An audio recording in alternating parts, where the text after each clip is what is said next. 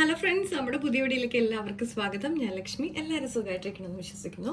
നമ്മുടെ ഇന്നത്തെ വീഡിയോയിൽ നാരങ്ങ എങ്ങനെ മാസങ്ങളോളം സൂക്ഷിക്കാം എന്നാണ്. അപ്പോൾ നമുക്ക് വീഡിയോയിലേക്ക് പോകാം. നമ്മുടെ ആദ്യത്തെ മെത്തേഡ്, നമുക്ക് ഇതുപോലെയുള്ള ബോട്ടിലിൽ കുറച്ച് വെള്ളം എടുക്കാം. നമ്മൾ ആദ്യം ഉപയോഗിച്ച് തീർക്കേണ്ട നാരങ്ങകൾ, അതായത് നല്ലപോലെ പഴുത്തിരിക്കുന്ന നാരങ്ങയൊക്കെ ഇതുപോലെ ഇട്ട് വെച്ചാൽ മതി.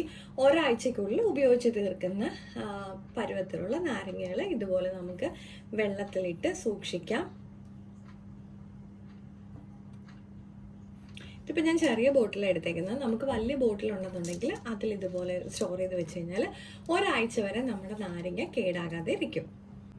നമ്മുടെ അടുത്ത മെത്തേഡിനായിട്ട് നമുക്ക് കുറച്ച് ന്യൂസ് പേപ്പർ കട്ടിങ്സ് എടുക്കാം. ഇതുപോലെ തന്നെ നമുക്ക് നമ്മുടെ നാരങ്ങ ഈ പേപ്പറിൽ ഫോൾഡ് ചെയ്തെടുക്കാം.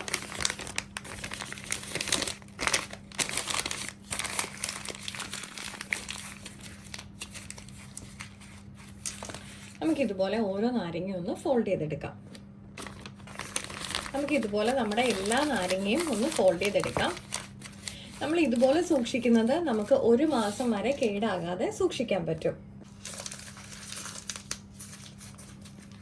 നമുക്ക് എന്നിട്ട് ഇതുപോലെയുള്ള പ്ലാസ്റ്റിക്കിന്റെ ബോക്സിലോട്ട് ഇതുപോലെ ഒന്ന് വെച്ച് കൊടുക്കാം. നമ്മൾ ഇതുപോലെ സ്റ്റോർ ചെയ്യുന്നത് 1 മാസം വരെയും, നമ്മൾ നേരത്തെ കാണിച്ച മെത്തേഡിലുള്ളത് ഒരാഴ്ച വരെയും നാരങ്ങ നമുക്ക് സ്റ്റോർ ചെയ്ത് വെക്കാൻ പറ്റും. നമുക്കിത് അടച്ചു വെച്ച് സൂക്ഷിച്ചാൽ മതി.